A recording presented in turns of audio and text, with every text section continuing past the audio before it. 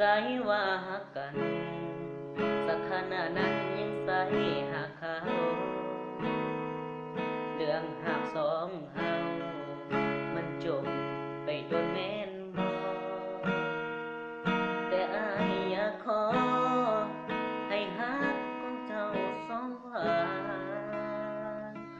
อยากให้น้องฟังเพลงที่อายแต่งให้ด้วยใจ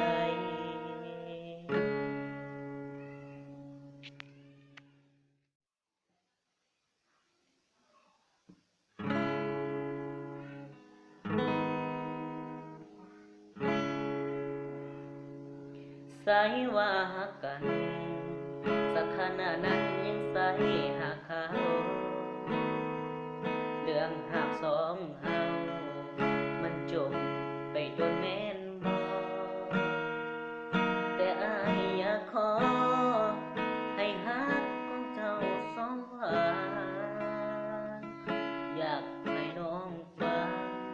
เพลงที่อายแต่งให้ด้วยใจ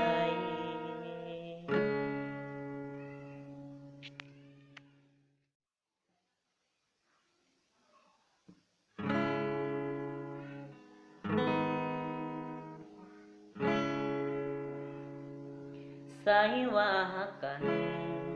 สักขนาดนั้นยังใส่หักเขา